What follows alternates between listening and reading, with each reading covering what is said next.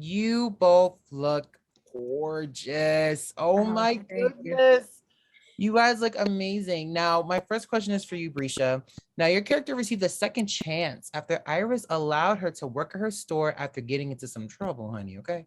Now, has there been a time when someone gave you another shot at something?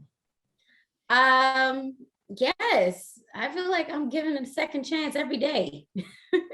Okay.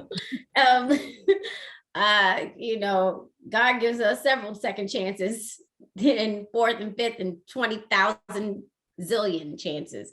But in real life, I feel like, you know, you take second chances and people give grace to people. And I'm grateful that I have people around me that give me grace time and time after again, which is second chances, you know, trying to get over in the right lane and, you know, cutting somebody off and you're like, oh, I'm sorry. Right. Get a second chance to do it better. I love that. Now, Getenesh, now the system has a funny way of showing communities that they're there to protect them. And we hear a little bit of that conversation between your characters about investing and raising. If you can give the system one idea to better a community in the world, what would you suggest for them to do? Repeat your question, love. Sorry.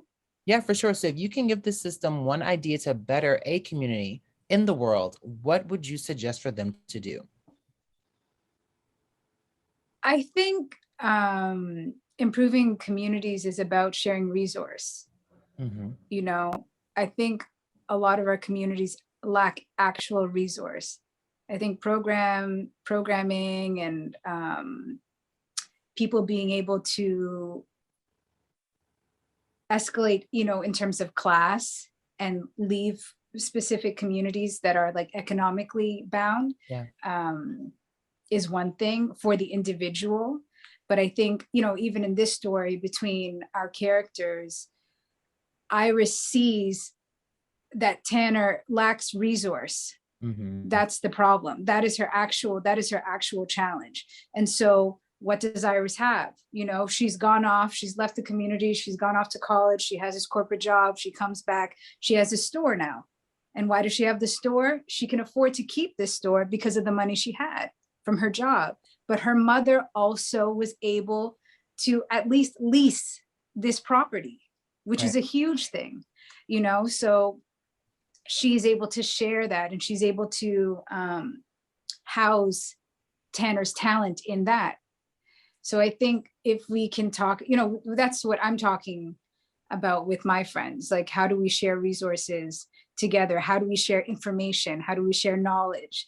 Bresha, in meeting our director, Sharon Lewis, they've taught me so much, you know, about how to navigate in the industry. And we've talked about life, we've talked about friendship and love. We've talked a lot about love, you know, like even that's sharing resource, you know, for Bresha to talk to me about how she met her partner, you know, is a huge, huge thing for me. So I think that that's kind of the thing that I'm focused on a personal level.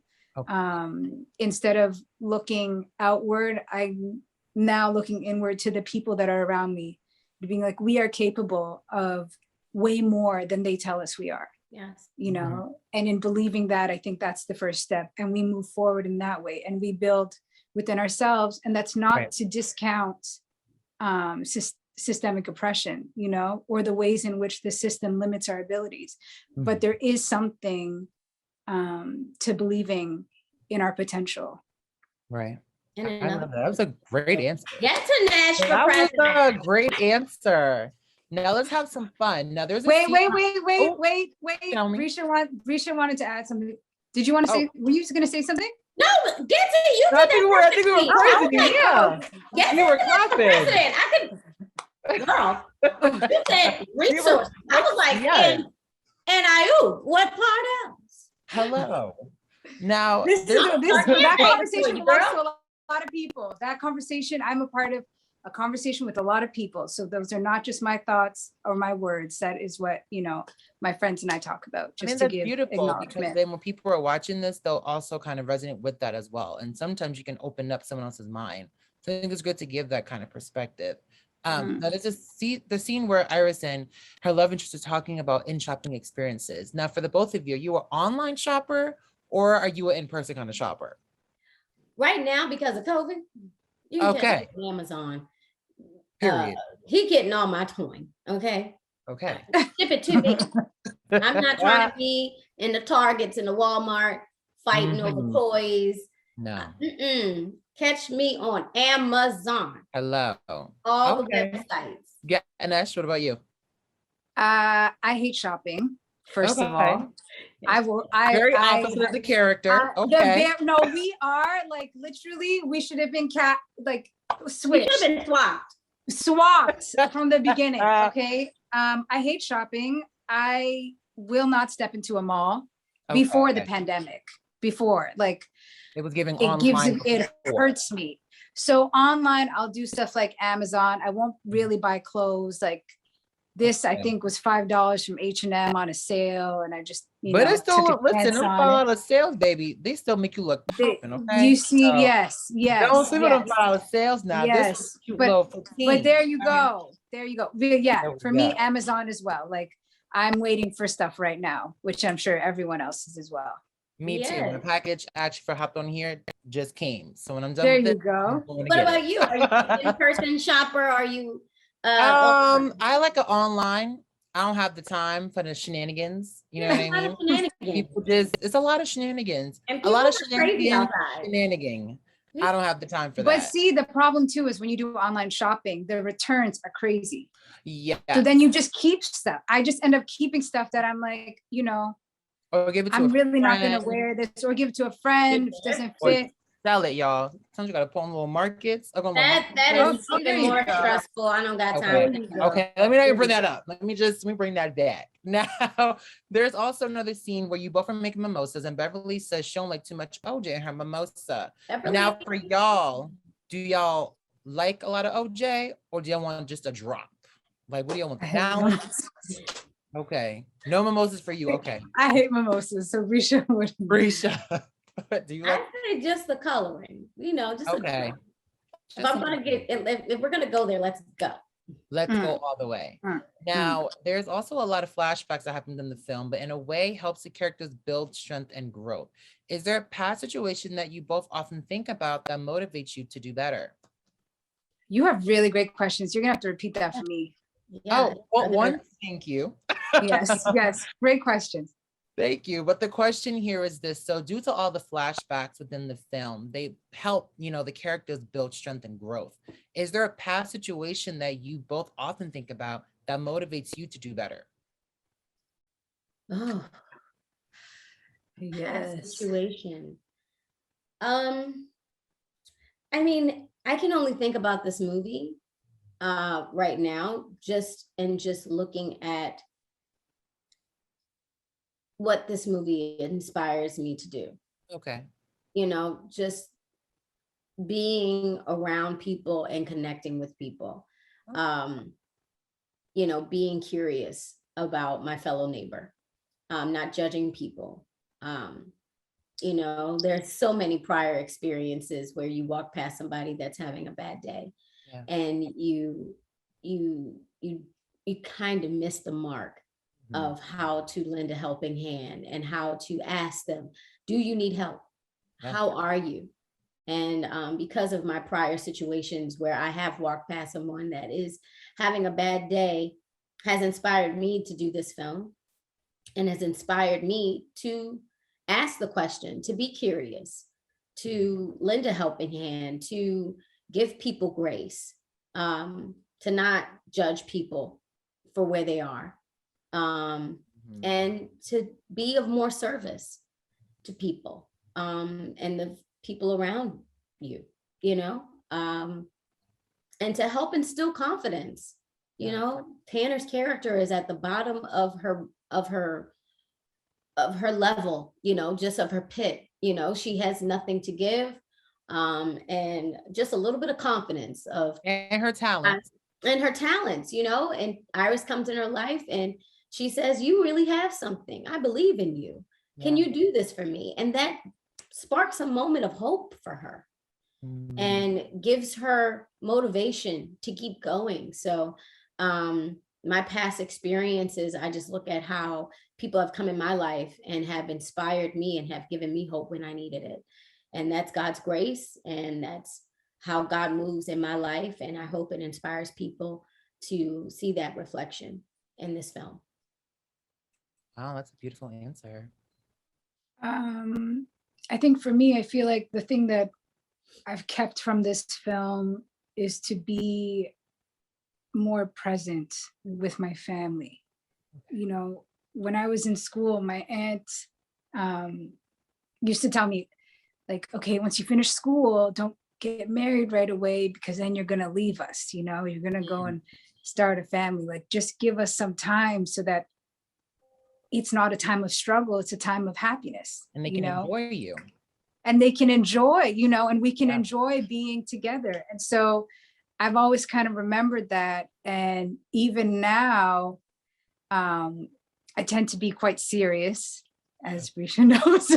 I tend to be very serious. So it's just like, even talking about this film and being, you know, with my family now, it's a gentle reminder. Like, of course I have work to do, you know, but part of my life work is also to be happy with my family, you know, and to share happiness and not to feel like if I have a moment of happiness, it's like I'm losing track of, you know. I think that is a huge life lesson that even talking about this film, because I actually just watched it last week for the first time myself, you know. Wasn't it good? Didn't you enjoy it was so cute. Yeah. Okay, y'all did that, honey. Sweet. Yeah. Y'all did a good So, job. you know, that for me, that is the big takeaway lesson for me, to just like be happy. Like, that is part of your job on this planet, is also to be happy and to enjoy the time you have with the people that love you and that you love, you know. Love. Now, Iris has her own shop. If you could both own your own store, what would be the product that you would sell? Yes, I would sell pens. Okay. I would sell Japanese and German pens. You Okay. know, I love pens, and I love I love now how would it write? Would paper. it write real smooth like those Yes, other pens? well, you know, because Okay. even like, yeah, like if you really start investing in like pen culture, Okay. okay, I gotta write this down, honey. We're on pen you can culture. see like the tip is like, they're measured, you know, by how thick or thin the tips are. Yeah. So then you can see like, okay, is it 0.3 millimeters or 0.5? So then more ink will come out, you know? So I started really loving pens, you know, many years ago. And I think it's such a lost art now, because we're always like typing and sending emails. We don't even really print stuff out anymore, you know? So like, even like when my friends get married, like I write like the place cards for people like, on the tables. Like, really I'm really, celebrity. Right. Yeah. I'm You that have person, beautiful. so. That is one thing I did say about you when I first met you. I was looking at her script and her notes, and she has the most beautiful, intricate handwriting. It is so neat. It was so beautiful. So yes, I do agree. Okay. She always asks for her pens back. Yes. But now I've started gifting them to people, and no one cares because no one else loves pens the way I want a pen. When I see you, and I will send you pens, because I'll give them to people and be like, and this pen is for you to carry always. And they're like, okay, Bic has to cut you a check, honey. You got to collaborate with Bic and get your pen line. That's right. You know, because the ink pen is the deal. Amen. So okay. Bresha, what you gonna sell? We're gonna think about this. Well, you know what? I think Getenesh will really appreciate this. I never could find my name on things. Okay. And this is my favorite coffee cup because it says my name. Oh my God. And yes. And so I would like to have a keepsake type of shop. You know, like one of my favorite shops to go into is like Paper and Source. Just like, it's like cute little keepsakes and gifting things. But I love a shop where you can just get things with your name on it. Yes. And things that have little sayings. Like, I'm the person that's in the back of the Marshall store and the, you know, Looking. yeah, and Home Goods. I'm looking at the places where it says, this home is a home that's filled with love. Like, I love those things. And my friends make fun of me because I buy them and I don't have any place to put them. And they just like take them. Collect. Yes. But I good. look in them, you know, it really touches my heart. And when I see little sayings, you know, little Psalms and little Bible verses, and then you can find your name on a pin. Like, I would always get so upset and I would cry because my friend Ashley or my friend Whitney or my friend Bobby or anybody could find their names. Those like universal names that kind of pop up. Yeah, like there needs to be a Keisha pin. Hello. It's 2021. Right. There's got to be a Keisha pin. Well, you know what? We gonna together. We're gonna write this plan out, and then y'all gonna run the world and get okay. I like where you're going, Ty. Now, my last question for y'all is this. Okay, it's a quick two-parter. Now, Amazing Grace is one of the stories out of the collection of films using iconic songs and lyrics to lay the foundation of the film. Now, one, why do you think Amazing Grace is the perfect film for this? Let's start with you, Bresha.